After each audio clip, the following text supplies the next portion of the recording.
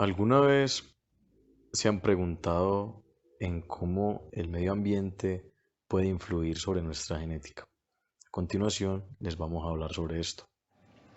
La genética es una rama de la biología que estudia cómo los caracteres hereditarios se transmiten de generación en generación.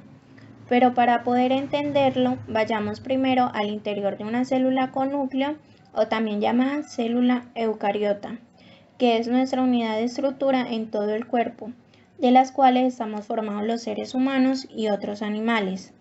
La célula tiene una región en el centro llamada núcleo. Dentro de esta región se encuentra la información de cómo seremos estructurados y cómo vamos a funcionar, encontrando en ella el ADN, que significa ácido desoxirribonucleico. En el citoplasma de la célula hay mitocondrias, las cuales también tienen ADN. Es decir, en estos sitios, sobre todo en el núcleo, está nuestra información o instrucciones de cómo seremos formados, ya sea con ojos azules, orejas grandes, color de piel moreno, entre otros. Estos rasgos se definen como las características de cada organismo heredadas de padres a hijos que son determinados por los genes. Es cierto que muchas de las características que poseemos son influenciadas por el medio ambiente, sin embargo, la mayoría tiene en mayor o menor grado un fondo orquestado por uno o varios genes. Usualmente, se piensa que los rasgos genéticos son únicamente las condiciones observables a simple vista, como las anteriormente mencionadas sobre el color de ojos que tenemos, la estatura o color de piel, entre otros.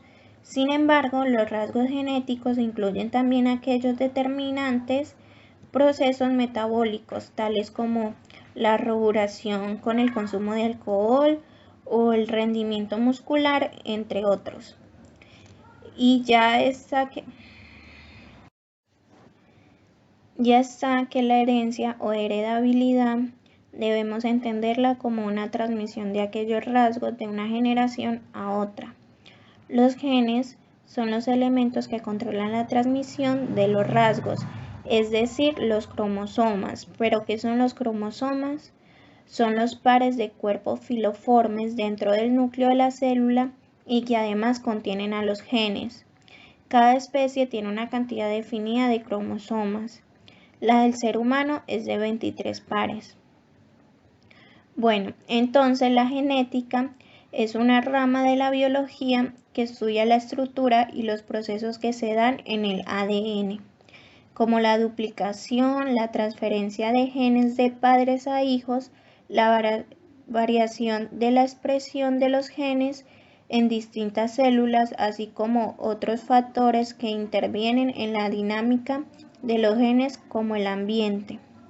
Ya hablando propiamente sobre la genética de la conducta, podemos inferir que la conducta es un fenotipo bajo el cual subyace un genotipo, que la explica de mayor o menor medida dependiendo de cómo sea la interacción de esos genes con el ambiente. Es decir, lo normal es que las diferencias fenotípicas entre los individuos sean cuantitativas y no cualitativas. Los rasgos cuantitativos suelen ser poligénicos, donde cada alelo del gen aporta un fenotipo por cierta cantidad de rasgos. Para una mejor aclaración, el objetivo de la genética de la conducta es explicar cómo y cuánto influyen el genotipo, es decir, los genes, sobre el fenotipo que se refiere a la conducta. Puesto que Galton, basándose en los principios de la teoría de la evolución de Darwin, dedujo que todos los rasgos conductuales debían tener una base genética, resultado de la selección natural, y así teorizó que la inteligencia humana tenía una base genética. Esto lo demostró al comprobar que el grado de excelencia intelectual de los familiares de personajes eminentes era más probable cuanto mayor era el grado de parentesco familiar. El ejemplo más interesante es el estudio de una familia de Reino Unido en el cual en muchos de sus miembros había una alteración en sus capacidades lingüísticas, unida a dificultades motoras orofaciales.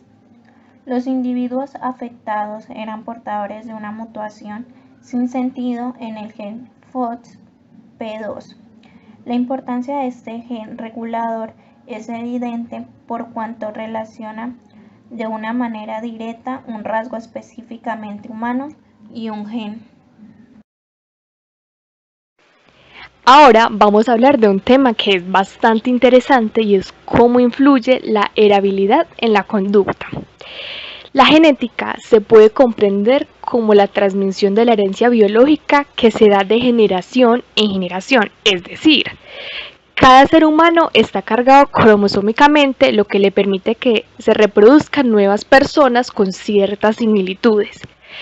Los investigadores de la genética de la conducta entienden que los factores hereditarios intervienen, y bastante, en muchas conductas complejas, incluyendo capacidades cognitivas, de personalidad y psicopatologías. Ahora bien, del comportamiento humano también depende de cómo esté configurado el cerebro, ya que desde allí se integran y se manejan movimientos y otras funciones del cuerpo. Además, posibilita una adaptación a los cambios que se den en el ambiente. El cerebro tanto humano como animal, un dato interesante, presenta una estructura plástica.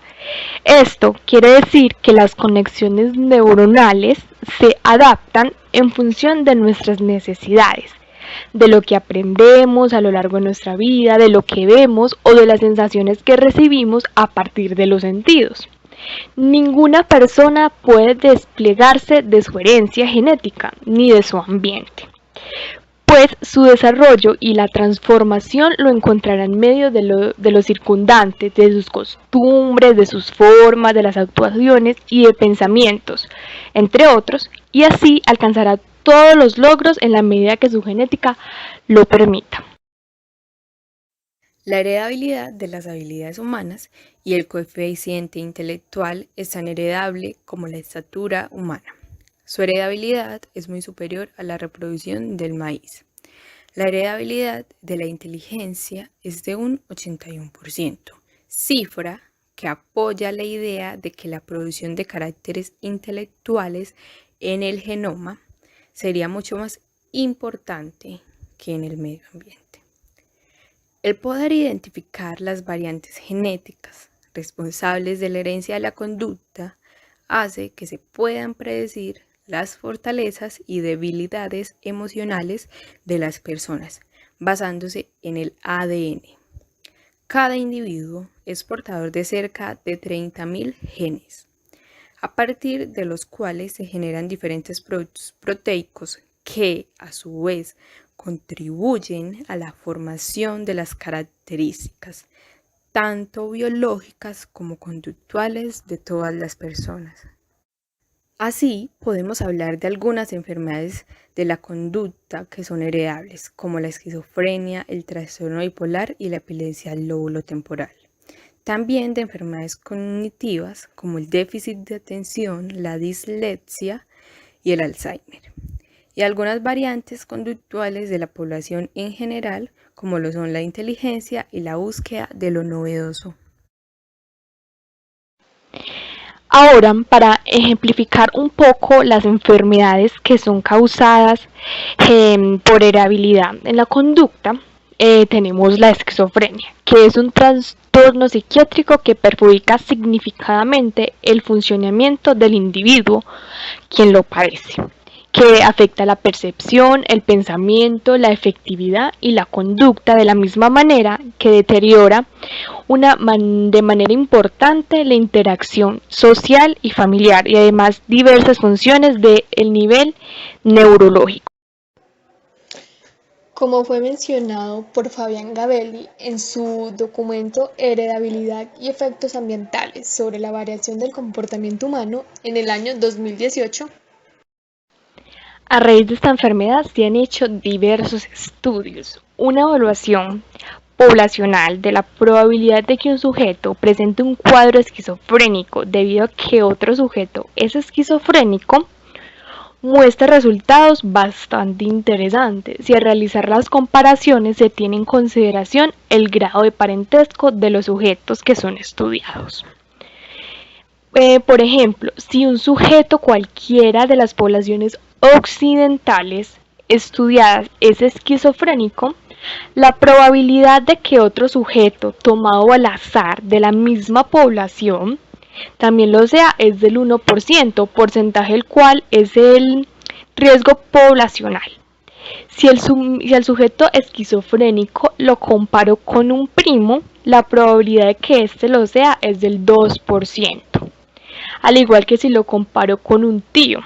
Si lo comparamos con un sobrino es del 4%, con un nieto del 5%, un medio hermano o un padre, la probabilidad de que éste lo sea es del 6%.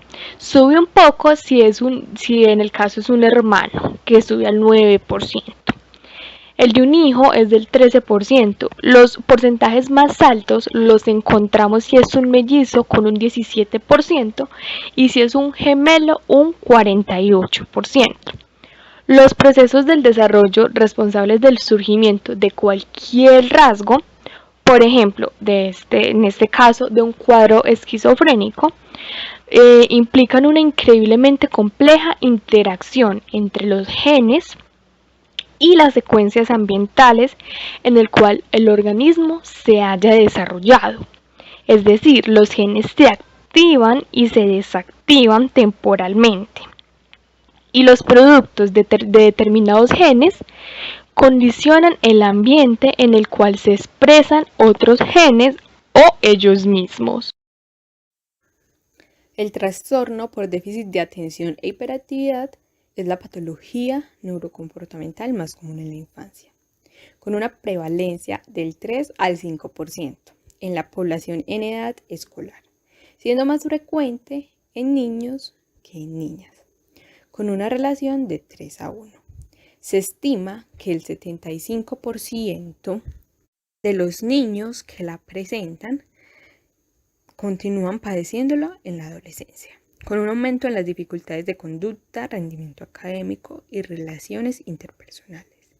Y entre el 30% y el 65% lo presentarán también en la edad adulta. El trastorno se caracteriza por un patrón persistente de déficit de atención o hiperactividad e impulsividad que se consideran inapropiados para la edad de desarrollo.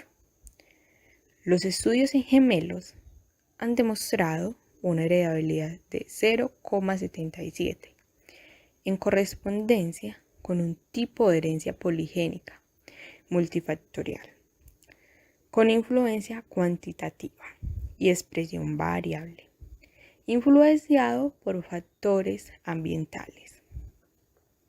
Se ha evidenciado que los hijos de un progenitor que presente esta enfermedad tienen un 50% de probabilidad de tener los mismos síntomas. Siendo así, hay que anotar que es posible que cuanto más severo sea el trastorno en los niños, existe mayor probabilidad de tener un progenitor con déficit de atención. Hablando también un poco sobre lo que podemos ver en la vida cotidiana, la ansiedad y la obesidad son dos condiciones patológicas que encontramos íntimamente unidas debido a sus interrelaciones clínicas. ¿A qué me refiero? Un estudio realizado a los estudiantes de la Unidad Educativa de Puerto Viejo tomó como muestra a personas que padecían de obesidad con la finalidad de encontrar afinidad entre dos variables.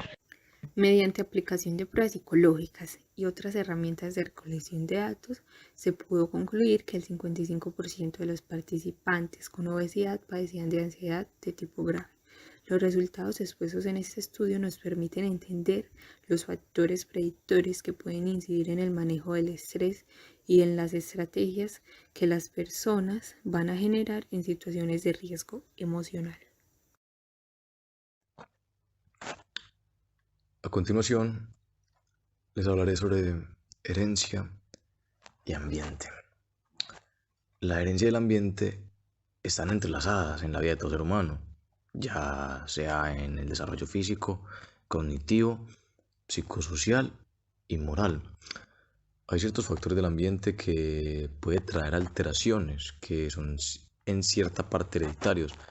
Nuestros padres no solo nos transmiten sus características físicas, sino que en cierta parte eh, se pueden heredar comportamientos, también habilidades, incluso enfermedades que pueden ser ocasionadas por el ambiente en el que se desarrollaron nuestros padres. El ambiente juega un papel demasiado fundamental en el desarrollo de cualquier persona, ya sea pues aparte de la herencia.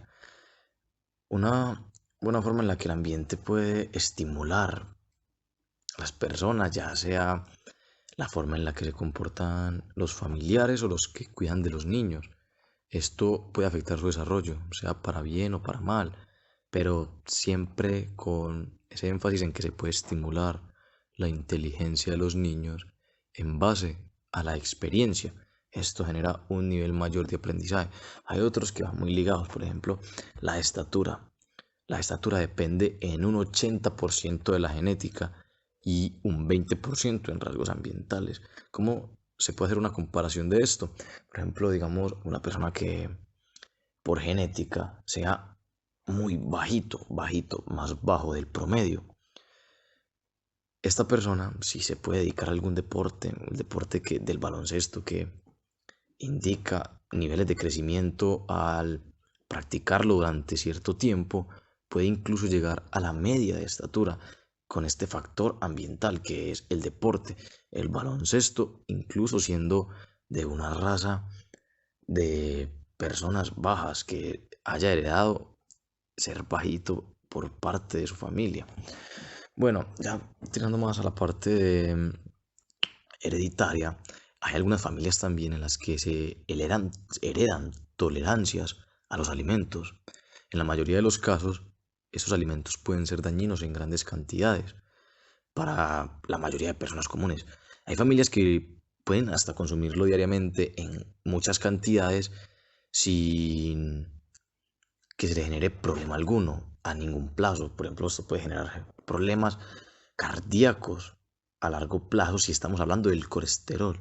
El colesterol aumenta la probabilidad de enfermedades cardíacas, pero hay casos en los que se hereda a toda la familia, ya puede estar muy mayor la familia y las personas, los adultos mayores no pueden consumir tanto esto porque se les va a afectar su sistema y van a tener problemas de salud, enfermedades cardíacas que padecen mucho las personas mayores, y esto afectaría pues gravemente su salud, pero no, hay casos en los que se consume ese colesterol en grandes cantidades que lo heredó de la familia y no tiene ningún efecto. Al doctor se hace chequeos y su salud sigue normalmente como si no estuviera consumiendo ningún tipo de estos alimentos. Por otra parte, les voy a comentar también cómo el ambiente y la herencia se relacionan a través de la hipertensión, o más conocida como la enfermedad hipertensiva y cardiovascular. Esta se genera por inactividad física, sedentarismo, sobrepeso, obesidad abdominal y la baja capacidad respiratoria. Se puede iniciar desde la infancia y mantenerse hasta la adultez. Estos malos hábitos lo que generan en la población infantil son rasgos de hipertensión primaria, los cuales vienen de la interacción de múltiples genes de sus padres hipertensos y en cómo se desarrollan sus factores ambientales. O sea, el niño viene de familia hipertensa y lo hereda en cierta parte. Lo puede heredar, puede ser hipertenso primario, como les venía comentando, pero también cómo el ambiente puede manejarlo. De esta forma, o sea, el niño puede tomar la decisión de no mantener esta vida sedentaria y dejando de lado la parte de la hipertensión. Puede tomar sus iniciativas haciendo deporte, cuidando su salud de una buena forma. Esto lo que va a generar a largo plazo es que no modifique sus genes. Sus genes no se van a ver modificados por esta parte de la interacción. No va a darle a sus hijos lo que él heredó de sus padres porque tuvo otro estilo de vida diferente, otro factor ambiental que no era igual al de ellos, lo que genera que cuando tenga sus hijos en su genética no va a tener estos problemas de hipertensión primaria que se hereda de padres hipertensos.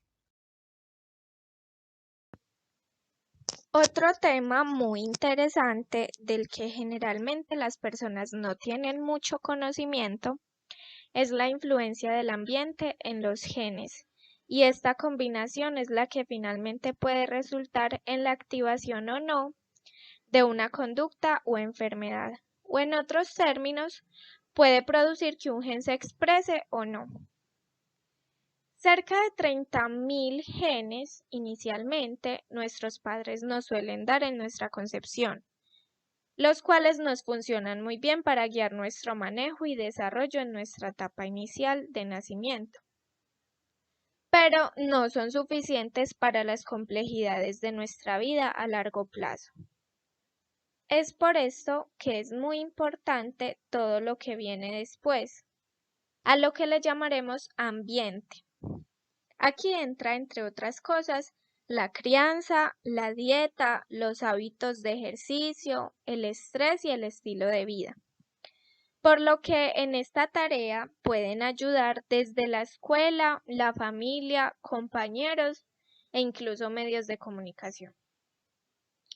Para explicarlo de una manera más sencilla, podríamos decir que la determinación de nuestros rasgos o la persona en que nos convertimos son determinadas por la combinación entre las cuestiones de naturaleza y cultura que se basan principalmente en torno a la influencia de la herencia genética y de nuestras experiencias vitales, ambiente o crianza. Resulta muy interesante pensar que el ambiente puede influir epigenéticamente sobre los seres humanos, causando silenciamiento o activación de genes. Es como si los genes vinieran preparados con su propia identidad, pero dependiendo de las condiciones ambientales puede provocar que un gen que estaba activo no se active o viceversa.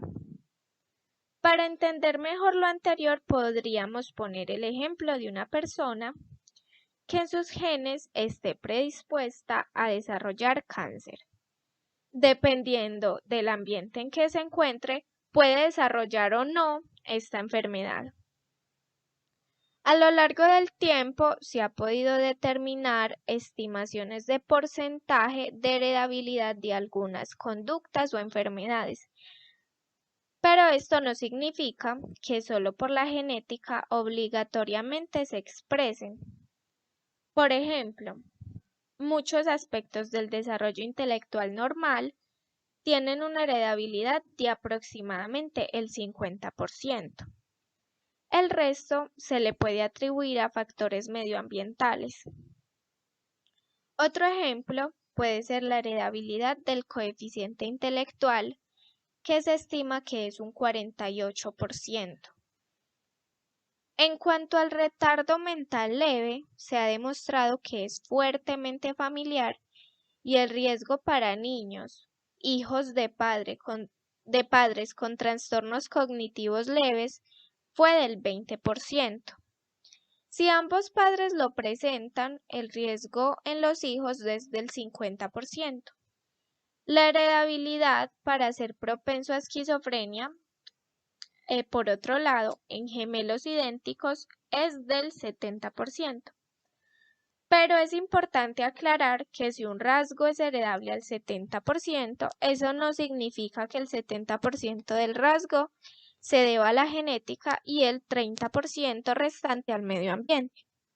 Se refiere más bien a que el 70% de la variación observada en ese rasgo en una muestra específica de personas puede atribuirse a la genética y el 30% a factores ambientales. A propósito de herencia genética y epigenética, hablemos sobre una enfermedad real a consecuencia de esto y sus posibles terapias celulares. Para esto tenemos de referencia el artículo hecho por Marta Martínez, Maripaz Quesada, Carlos Bueno y Salvador Martínez en 2019, donde hablan de las bases neurobiológicas del autismo y modelos celulares para su estudio experimental. Los trastornos del espectro autista son una alteración funcional de la corteza cerebral que presenta alteraciones en el desarrollo de funciones que tienen que ver con la maduración del sistema nervioso central, la función sináptica y el patrón de conexiones dentro y entre columnas corticales. Y esto se termina traduciendo en la persona como carencias en la comunicación e interacción social, sumado con patrones repetitivos de intereses, actividades o comportamientos. Se sabe que estos trastornos del espectro autista tienen una importante carga genética que principalmente implican genes que codifican proteínas de la sinapsis. Adicional a eso, ahora también existen evidencias que respaldan que los factores ambientales contribuyen al desarrollo de estos trastornos, por lo cual estos factores y el estilo de vida podrían afectar la interacción entre el ambiente y la expresión genética en el desarrollo del niño. Algunos factores de riesgo que se han identificado son medicamentos, sustancias químicas ambientales, agentes infecciosos, dieta y estrés físico-psicológico, que pueden afectar tanto en el útero materno como en la etapa postnatal. No obstante, se han generado algunos modelos celulares que suponen un nuevo enfoque en la biología y terapia celular, como las células madre pluripotenciales inducidas generadas en 2006, que son células adultas diferenciadas pero que se comportan como células embrionarias con plasticidad histogenética, después de la inserción de 4 específicos genes en su núcleo. Estas células se han utilizado para estudiar los trastornos del neurodesarrollo debido a que permiten generar modelos celulares de trastornos del neurodesarrollo humano in vitro y además reconstruir la trayectoria alterada del desarrollo cerebral como se ve en trastornos como el TEA. Otro potencial modelo pueden ser las células madre de origen dental, ya que la formación de los dientes en el embrión contiene interacción de células ectodérmicas epiteliales y ectomesénquima, debido a la migración de las células de la cresta neural. El análisis de estas células reveló marcadores similares a las células mesenquimales extraídas de médula ósea, por lo que las células madre del ligamento periodontal pueden llegar a conservar la capacidad autorregenerativa y multipotencialidad, y se ha investigado el potencial de estas células para dar lugar a células propias del sistema nervioso. Hoy hablaremos de la importancia de los factores genéticos en las diferencias entre individuos. Los investigadores en genética de la conducta entienden que los factores hereditarios intervienen y bastante en muchas conductas complejas, incluyendo capacidades cognitivas, la personalidad y las psicopatologías. Por ejemplo, tenemos el coeficiente de inteligencia. Ha sido con diferencia el rasgo más estudiado en genética de la conducta. Por inteligencia se entiende aquí que miden la prueba.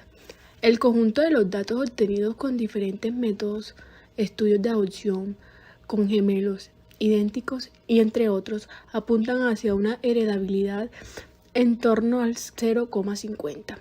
Esto significa que las diferencias genéticas entre los individuos darían cuenta aproximadamente de la mitad en las diferencias en la capacidad de los individuos para realizar pruebas.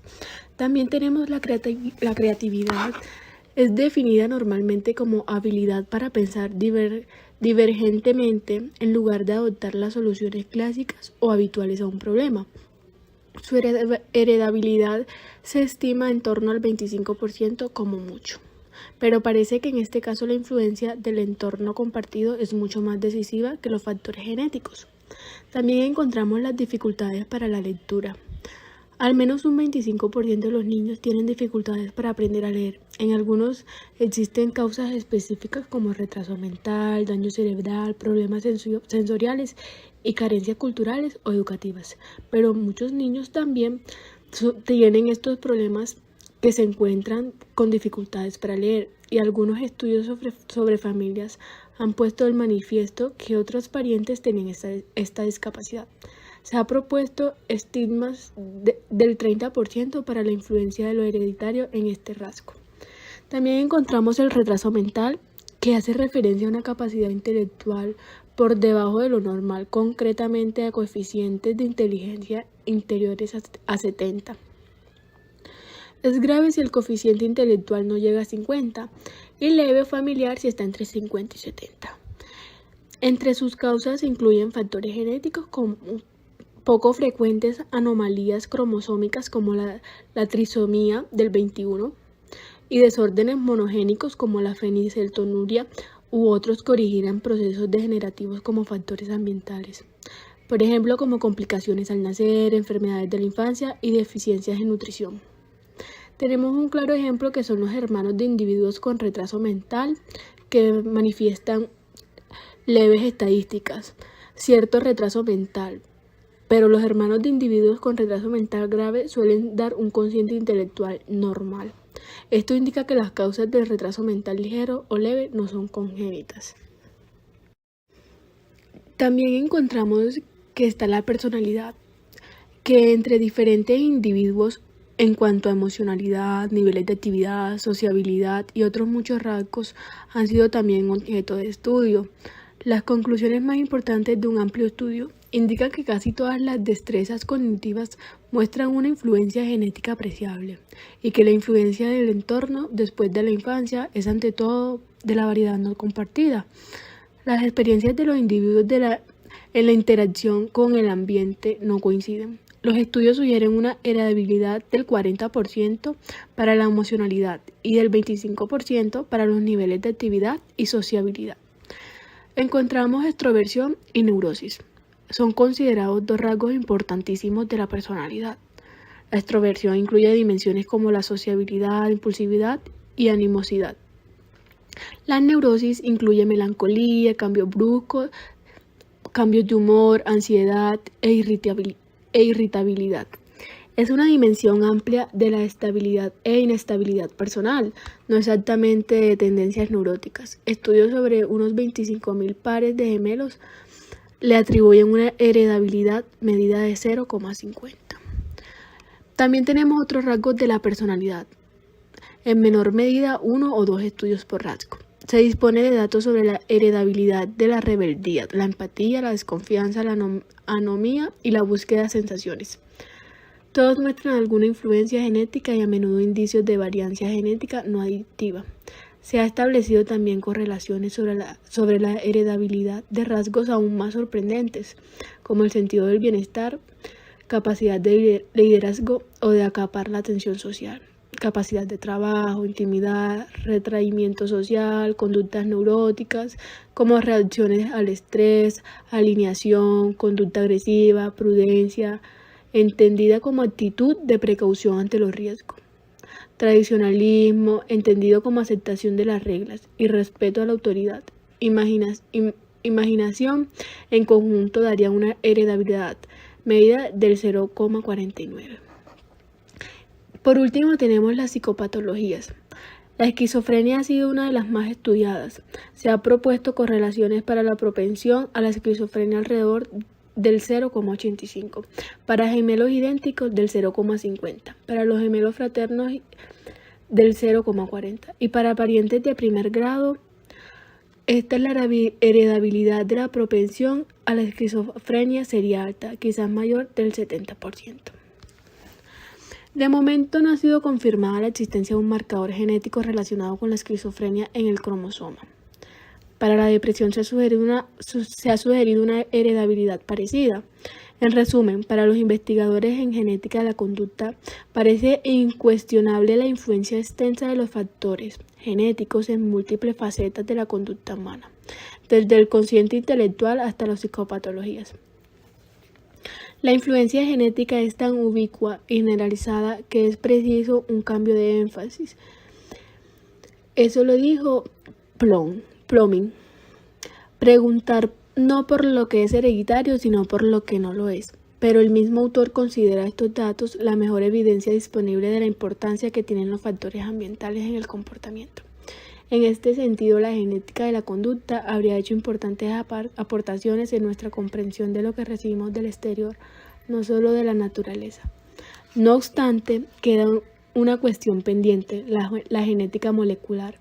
A pesar de sus avances espectaculares, no ha confirmado estos resultados y las razones tienen mucho que ver con la metodología utilizada para su obtención.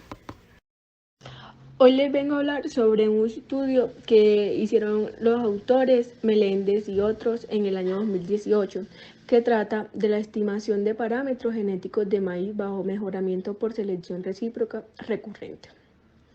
Ellos hicieron un análisis estadístico y genético, donde se realizó un combinado bajo un diseño de bloques completamente al azar. El diseño del látice no fue más eficiente, comparado con el de bloques completos al azar. Las características agronómicas que resultaron significativas fueron usadas para estimar los componentes de varianza. La comparación entre medidas no fue necesaria para este estudio. También hicieron estimas de variabilidad genética para encontrar muchas tomas, donde utilizaron datos de Porcela y sus medidas fueron analizadas ordinariamente en 3 ambientes. Pruebas directas, estimas de componentes de varianza se hicieron de los cuadros medios obtenidos de la ANOVA. Modelo segundo es apropiado para este análisis debido a que los datos son una muestra aleatoria y representativa de la población. También hubieron que componentes de varianza son usados para trasladar los datos de las estimas de varianza genética, debido a que solo se tiene una sola ecuación. Así, el componente de varianza de las líneas proporciona una estima directa de varianza aditiva. Con la varianza aditiva se estimaron la heredabilidad y el error estándar. Con esto llegamos a la conclusión y finalización de nuestro video. Esperamos que haya sido de su agrado y haya conocido un poco más sobre la genética, la herencia y cómo esta influye en nuestro comportamiento. Sin más que decir, gracias por la atención prestada a este video.